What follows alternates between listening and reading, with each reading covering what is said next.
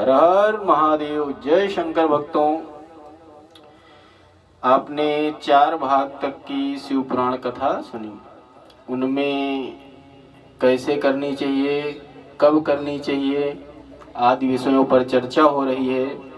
अब बातचीत होते होते नंदिकेश्वर जी कहते हैं कि शिव जी तो निराकार हैं, शिव जी निराकार हैं, लेकिन उनकी उपस्थिति साकार भाव में भी मानी जाती है। कैसे?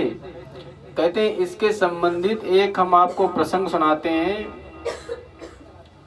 ब्रह्मा विष्णु का विवाद हुआ था, उस समय शिव जी उत्पन्न हुए थे सबसे पहले अपने एक ज्योतिर स्वरूप में।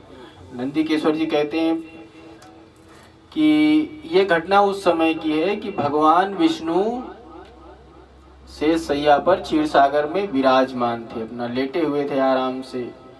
और उसी समय वहाँ पर ब्रह्मा जी आए, और ब्रह्मा जी आए तो पुत्र का संबोधन करके विष्णु जी से कहने लगे कि तुमने मुझे न प्रणाम किया, न आदर भाव से कोई सत्कार किया, और अभिमानी पुरुष की तरीके से शयन करते रहते हो, और मुझे न कुछ मानो तो गुरु हूँ मैं संसार का, तो मुझको देख करके तुमने स्वागत नहीं किया।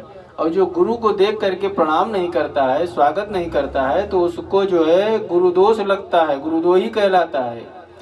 यह ब्रह्मा जी का कथन सुनकर विष्णु जी क्रोधित तो हुए, लेकिन बोले नहीं, और उन्होंने कहा शांत भाव से वत्स आओ आसन पर विराजो। अब इतना सुना तो ब्रह्मा जी को और क्रोध आ गया। ब्रह्मा जी कहने लगे मैं जगत का पितामह हूँ और सृष्टि को बनाने वाला हूँ, और सारा संसार मुझ में ही स्थित है, और संसार में जो कुछ भी बना है वो सब मेरे द्वारा बना हुआ है, और तुम मुझे जो है पुत्र कर कर कह रहे हो। ब्रह्मा ने क्रोध दिखाया तो विष्णु जी ने भी कहा कि आपकी उत्पत्ति से भले सृष्टि रची गई है, लेकिन आपकी उत्पत्ति मेरे नाभि के द्वारा जो कमल निकला है उससे हुई है, तो इसलिए तुम मेरे पुत्र हुए। बातचीत इतनी आगे बढ़ गई कि एक दूसरे में युद्ध की नौबत आ गई। ब्रह्मा और विष्णु में युद्ध होने लगा। ब्रह्मा ने विष्णु की छाती में और विष्णु जी ने ब्रह्मा जी की छाती में बाणों से प्रहार, बिल्कुल प्रहार होने लगे, युद्ध होने लगा। फिर दोनों के अस्त्र शस्त्र इतने टकराने लगे कि भगवान के माहेश्वर अस्त्र, पाशुपात अस्त्र सभी चलने लगे। दोनों के इस भयंकर युग जब युद्ध हो रहा था, इसको देख करके सारे देवता लोग भयभीत हो गए भाई, कि जो दो त्रिदेवों में 2 देवता लड़ रहे हैं, इनसे सृष्टि सब नष्ट हो जाएगी। सारे देवता भागे भागे कैलाश पर्वत पर पहुंचे, कहने लगे चलो देखो चल के क्या हो रहा है। जहां सभा मंडल में मणियों के बिस्तर पर पार्वती सहित शिव जी विराजमान थे, सभी ने हाथ जोड़ करके भगवान शिव को प्रणाम किया। कर्पूर गौरम करुणावतारम संसार सारम भुजगेन्द्रहारम सदा वसंतम हृदयारविंदे भवम भवानी सहितम नमामि। यह श्लोक आप लोग पूजा पाठ आरती सब में गाया करते हैं। ये सभी देवताओं ने माँ पार्वती और शिव जी की स्तुति करी थी इस समय कि चलिए हमको संकट से मुक्त करिए आरत भाव से। तो इसको ज्यादातर सब लोग आरती मंत्र ही बना लिए हैं। जब कोई आरती होती तो कहीं इसमें कर्पूर लिखा हुआ है, हम लोग पूजा पाठ कहीं कराते हैं, और अगर कहीं दूसरी अन्य मंत्रों से भी कर दी तो यजमान लोग ज्यादातर टोक देते, कहते हैं पंडित जी वो कपूर जलाने जा रहे हैं, तो चाहे इतना कह दो ओम चंद्राय चंद्रमा मनसो जाचक्षुः सूर्यो अजायता श्रोता दवायुक्ष प्राणक्ष मुखादग्निरजायता। प्रायः इस मंत्र से आरती करते हैं, लेकिन जब कहीं भी अगर कपूर जलाने की नौबत आती है तो अब अगर आपने ये मंत्र नहीं पढ़ा तो यजमान टोक देते हैं, पंडित जी आपने वो कपूर वाला मंत्र नहीं पढ़ा, क्योंकि इसमें कहते हैं ना कर्पूर गौरम, यहाँ स्तुति करी गई है कि कपूर के समान श्वेत वर्ण, इतने सुंदर हैं हमारे शिव जी। ये नहीं कि ये कपूर जलाओ जल्दी से मंत्र होने जा रहा है। सबके मन में ज्यादातर यही आता होगा ना कि जैसे ही पढ़ो कर्पूर गौरम घी के ये नहीं, पंडित जी थोड़ा सा कपूर जलवा दीजिए, सब लोग पंडित जी लोग टोक देते हैं। तो आज आपको इस मंत्र की उत्पत्ति पता चल गई ना। शिव जी कहने लगे, हे देवताओं, मैंने ब्रह्मा और विष्णु के युद्ध का हाल जान लिया है। किसी भी प्रकार आप लोग आशंका से व्यथित न हो और परेशान न हो, सब चीजें देख लेंगे क्या होने जा रहा है। और अस्त्रों शस्त्रों से जो अग्नि निकल रही थी उससे सृष्टि पूरी जलने लगी। शिव जी ने यहाँ पर उन समस्त अग्नियों को सोख करके और उन दोनों के बीच में महाअग्नि स्तंभ के समान एक भयंकर ज्वाला मैं पूरा एक अपना ज्योतिर्लिंग स्वरूप बनाया। ब्रह्मा विष्णु सोचने लगे ये बीच में स्तंभ कहाँ से आ गया और आश्चर्य करने लगे। दोनों ने परस्पर विचार भैर भाव भुला दिया कि अरे ये कहाँ आ गया, तो हमसे भी बड़ी कोई चीज है यहाँ पर। और दोनों लोग ऊपर से नीचे की ओर पूरा चारों तरफ कोई चीज अजीब मिल जाए, जैसे किसी बच्चे को या छोटे चीज को, तो एकदम से वो सोचने लगता है ये क्या एकदम से उत्पन्न हो गया। तो चारों तरफ देख रहे हैं, घूम रहे हैं इधर उधर। इसलिए वहां पर कहते हैं इसी जगह एक निर्णय भी हुआ कि जो कोई भी दोनों लोग देवता बनने के लिए लड़ रहे हो, तो जो लोग इसका ओर छोर पता लगा लोगे उसको देवता पूजनीय मान लिया जाएगा। इसलिए ब्रह्मा जी ने हंस का रूप धारण कर ऊपर की ओर प्रस्थान किया और भगवान विष्णु ने सूकर रूप धारण करके स्तंभ के नीचे जाना शुरू कर दिया।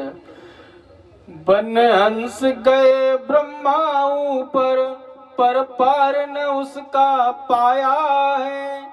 जक मार उतर नीचे आए, मन में अति अचरज छाया है। बनकर बारह गए विष्णु, नीचे भी अंत न पाया है। तब से ही श्वेत वाराह कल्प सृष्टि के अंदर आया है। सब लोग मूल खोजने लगे महाराज, लेकिन मूल नहीं मिल रहा है। उस स्तंभ का ज्योतिर्लिंग का कोई पार ही नहीं है। विष्णु पाताल भेद कर उस स्तंभ का मूल नहीं जान सके और ब्रह्मा जी आकाश पूरा नाप डाले, लेकिन उसका अंत नहीं जान पाए। दिव्य तेज से परिपूर्ण उस लिंग पर जो है, इसीलिए बोलते हैं वो तेजोमय जितने भी लिंग स्वरूप हैं वो बहुत ही तेजोमय है। तो हम लोग शिव मंदिर में क्यों जाते हैं?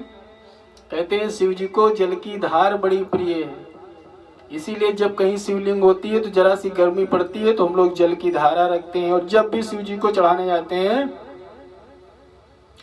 तो एक लोटा जल चढ़ाते हैं। शिव जी को जल यहीं से प्रिय हो गया। अब ऊपर जाते हुए केतकी के फूल से ब्रह्मा जी की मुलाकात हो गई।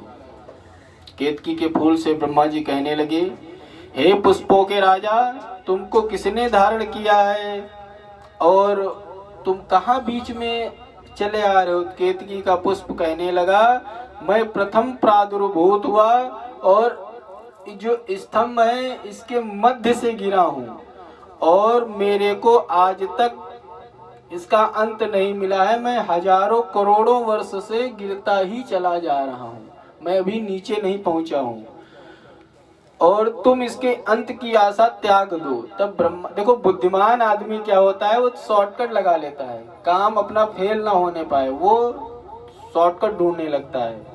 तब ब्रह्मा जी ने सोचा कि ये केतकी का फूल ऊपर रखा हुआ होगा, ये गिर रहा है, तो इसको अगर हम उठा लें तो हमारा प्रमाण बन सकता है। तो कहने लगे, हे केतकी, मैं स्तंभ का अंत देखने के लिए हंस का स्वरूप धारण करके ऊपर जा रहा था। अब तुम मेरी एक मदद कर दो। कृपा करके विष्णु के पास में चलकर कह दो कि ब्रह्मा ने हमको अंत तक देखा है इस स्तंभ को, और वहीं से हमको ये लेके आ रहे हैं प्रमाण स्वरूप में।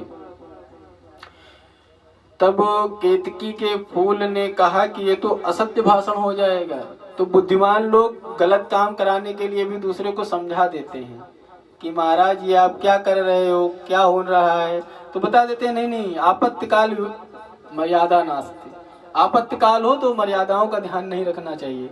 या ब्रह्मा जी ने कहा कि देखो, जब कोई भी काम गड़बड़ हो जाए, अगर कहीं आपत्ति काल आ जाए तो असत्य भाषण। श्रीमद् भागवत में दैत्य गुरु शुक्राचार्य ने बलि से भगवान विष्णु को 3 पग भूमि देने के जो संकल्प के लिए उद्यत देखा था, तब मना करने लगे, ये कोई बामन नहीं है, ये भगवान विष्णु है, छलिया है, 3 पग में तेरा सब कुछ नाप लेंगे। इसलिए शास्त्र में 6 स्थानों पर झूठ बोलने में दोष नहीं लगता, ऐसा कहा गया है। कौन कौन से हैं, इसलिए उदाहरण देने लगे। स्त्री सुनर्म विवाहे चा मृत्यर्थे प्राण संकटे गौ ब्रह्मा अर्थे हिंसायां गौ ब्राह्मणार्थे हिंसायां नारतं स्याज्जुगुप्सितम्। अर्थात स्त्रियों से जहाँ हंसी मजाक हो रही है, वार्तालाप हो रहा है, वहाँ पे सब झूठ मजाक सब चला मजाक में, यानी ठीक है। विवाह किसी का हो रहा है, किसी कन्या का घर बस रहा है, तो वहाँ पर दोष नहीं लगता है। व्यापार वृत्ति में भी ध्यान रख लीजिए। जैसे कि हम लोग, अब ये नहीं कि पंडित जी ने छूट बताई है, शास्त्र कह रहे हैं। अब जैसे कोई भी व्यापारी बैठा है दुकान पे, तो हर समय यही कहता है, भाई खरीद दाम पे दे रहा हूँ आपको, आपसे मुनाफा नहीं ले रहा हूँ, आप मेरे घर के हो, आपके इसमें कोई मुनाफा लेके क्या करूँगा। तो इन सब खरीद व्यापार की बातों में ये बार बार दिन भर किया पड़ते, तो इसका अकाउंट नहीं बना। हाँ, अगर मैं 10 का लाया हूँ और 12 का उसको मार्केट में बेचना है, अगर मैं 15 का बेच रहा हूँ और झूठ बोल रहा हूँ, तो पाप लग जाएगा। इसलिए समझिए, परिहास में, हंसी मजाक में, जब आपके प्राण संकट में हो और जहाँ कहीं भी गौ और ब्राह्मण की जान बचती हो, इसलिए यहाँ पर झूठ बोलने से कोई दोष नहीं लगता। अच्छा, तो क्या यहाँ पर बताइए आप, क्या ब्रह्मा जी की जान जा रही थी? उदाहरण तो इन्होंने दे दिया कि गौ ब्राह्मण की हत्या हो रही हो तो वहाँ पे झूठ बोल दो, तो यहाँ पे क्या ब्रह्मा जी की जान नहीं जा रही थी? यहाँ पर ध्यान दीजिएगा, इस प्रकार ज्ञान की बातें करके उस फूल को समझा तो दिए, मोटिवेट कर दिए कि मेरी तरफ बोलो, लेकिन यहाँ पर कहने लगे कि इस समय मेरी प्रतिष्ठा और प्राण संकट में। एक जगह कहा गया है कि जब जहाँ ब्राह्मण का अपमान हो जाए वो भी ब्रह्महत्या के बराबर बताया जाता है, तो अपमान। लेकिन यहाँ पे एक साधारणता, अपनी प्रतिष्ठा कराने के लिए, अपनी पूजा कराने के लिए अगर मैं झूठ बोल रहा हूँ तो मेरे हिसाब से ये गलत बात है। अपनी पूजा पाठ कराने के लिए ब्रह्मा जी ने कहा कि आप झूठ बोल देना कि मैंने अंत देखा है। और ब्रह्मा जी के कथानुसार केतकी के पुष्प ने जाकर विष्णु से कह दिया कि ब्रह्मा जी ने इस स्तंभ को अंत तक देखा है, मेरे समक्ष देख लिया है। केतकी के पुष्प से ऐसा कहने पर विष्णु जी ने ब्रह्मा जी की खोड़स पूजा करी और प्रणाम किया। अब यहाँ स्वयं की पूजा करवाने के लिए झूठ बुलवाया गया। मेरे अनुसार यहाँ अहंकार की वृद्धि के लिए झूठ बोला गया। अब ब्रह्मा जी के इस कपट पूर्ण व्यवहार को देखकर शिव जी क्रोधित हो गए और स्तंभ से प्रकट हो गए। विष्णु जी ने उनकी चरण वंदना की, हाथ जोड़ करके प्रणाम किया।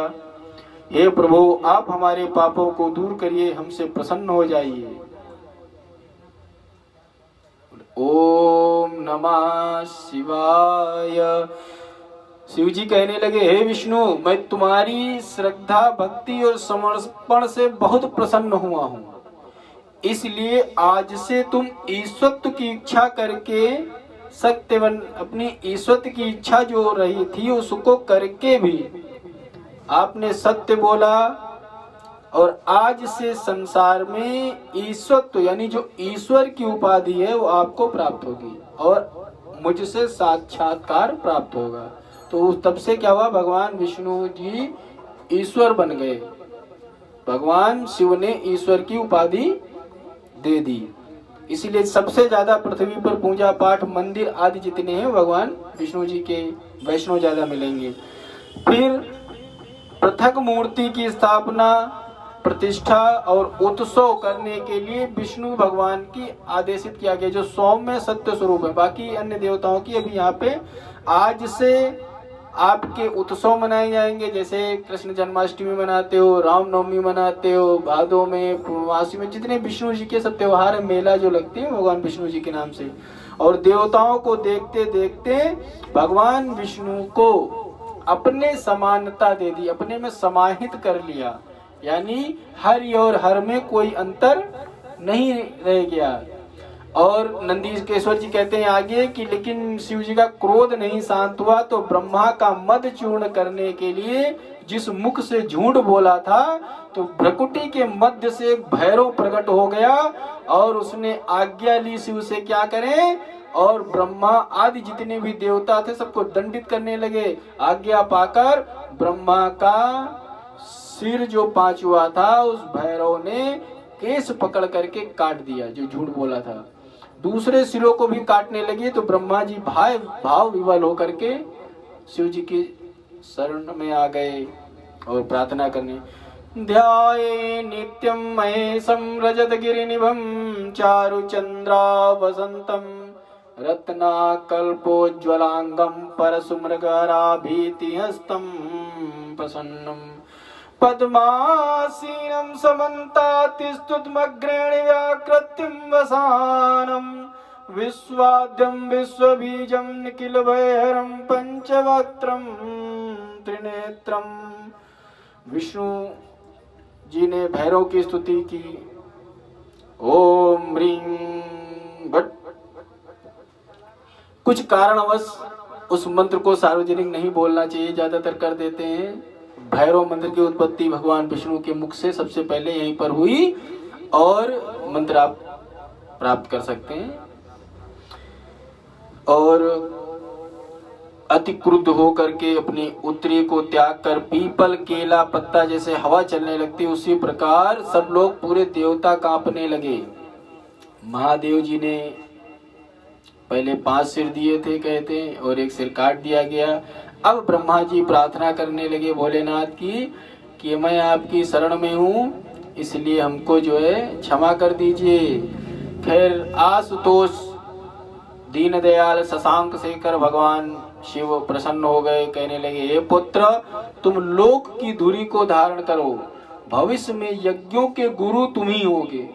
तो देवता भगवान कौन बनाया गया, भगवान विष्णु, और यज्ञों के गुरु जो ब्रह्मा यानी जिनकी देख रेख में काम होगा, जितने भी बड़े बड़े यज्ञ होते हैं उसके यज्ञपति तो विष्णु है, और उसके करवाने वाले जो कायक होंगे वो होंगे ब्रह्मा जी। इसलिए कोई भी यज्ञ होता तो पूर्ण पात्र में कुशा का एक चोटी बना करके डाल करके सभी यज्ञों की देख रेख में ब्रह्मा जी स्थापित किए जाते हैं। कोई उनकी मूर्ति वगैरह को उपासना नहीं, उनको साक्षात बुला करके बिठाया जाता है। इसलिए केतकी के फूल का नंबर आ गया, उसने जो झूठ बोला था उसको देखो, जो जैसा कर्म करोगे अवश्य में भुक्तव्यम, कर्तव्य जितने शुभाशुभम, शुभ अशुभ जितने भी कर्म है जो आप करोगे उसका फल सीधे, ये सूत्र हमेशा याद रखना चाहिए व्यक्ति को। केतकी से कहने लगे असत्य भाषण करने वाले है केतकी, आज से तू किसी भी पूजा में नहीं लिया जाएगा। केतकी जिसको केवड़ा के बोतल पे लिखा होता है देखा होगा, केवड़ा जल, तो उसी का जल निकाल के मिलता है। वो फूल कहीं किसी पे चढ़ता उड़ता, हाँ बोल दिया गया, घर सजावट में लगा दिया जाता है कि वही उसी की क्वालिटी की, जैसे हम लोग सजाने में लगाते हैं ग्लेडियस वगैरह जो आते हैं, वो उसी बिरादरी का ही माना जाता है। तो खैर कहीं संकरण करके बना लिए गए। हाथ जोड़ करके शिव महाराज की प्रार्थना करने लगा, समरथ कहूँ नहीं दोषो गोसाई, रवि पावक सुर सरी की नाई। हे प्रभु, आपके दर्शन मात्र से ही सारा जितने पाप हैं कट जाते हैं। भले ये विवाद हो गया, कुछ भी हो गया, लेकिन इसी बहाने आप त्रिदेवों के दर्शन हो गए। जिनको लाभ ढूंढना है वो हानि में भी लाभ ढूंढ लेते हैं। बोले कुछ न चढ़ाया जाए, कुछ नहीं, आज से तो आप मेरा कल्याण हो गया भाई। कहीं कितने भी गिरे हो, नरक भोगे कुछ भी, लेकिन आज आप तीनों का जो दर्शन प्राप्त हुआ है, इसलिए अब भगवान जैसे तारीफ सुने प्रसन्न हो गए कि शरणागत को जो तजे हित अनहित अनुमान।